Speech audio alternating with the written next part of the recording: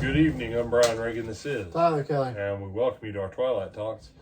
Tonight we are in Psalm 69, verses 5 through 8. Tyler? O God, you know my foolishness, and my sins are not hidden from you. Let not those who wait for you, O Lord, God of hosts, be ashamed because of me. Let not those who seek you be confounded because of me, O God of Israel. For your sake I have borne reproach. Shame has covered my face. I have become a stranger to my brothers and an alien to my mother's children, because the zeal for your house has eaten me up, and the reproaches of those who reproach you have fallen on me. All right. So what we have here, we have someone that is acknowledging his foolishness, acknowledging his sins, and his prayer is, don't let those who have faithfully waited on you be put to shame because of my failures. This is a good prayer. This is a good prayer for any of us.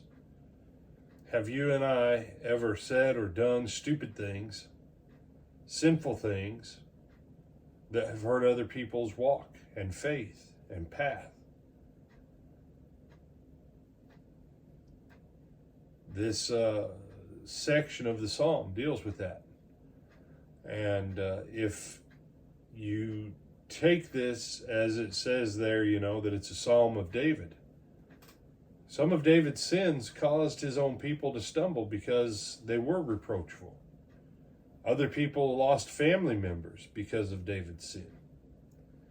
And the prayer here, you've known my folly, you've known my foolishness, you know my sins, my wrongs. Don't let the people who love you and trust in you, Lord, don't let them be put to shame because of my failure, my weakness. As you think about this one, Tyler, what do you think his point there is in verse 7 and verse 8? For your sake I've borne reproach, that shame has covered my face. I've become a stranger to my kinfolk and an alien to my mother's children.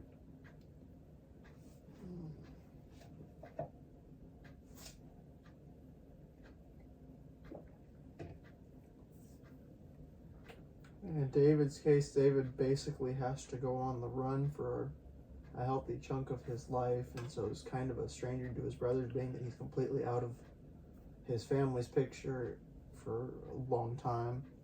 And then, especially being as the appointed king by God's prophet, when the current king is still after you, that kind of leaves a problem.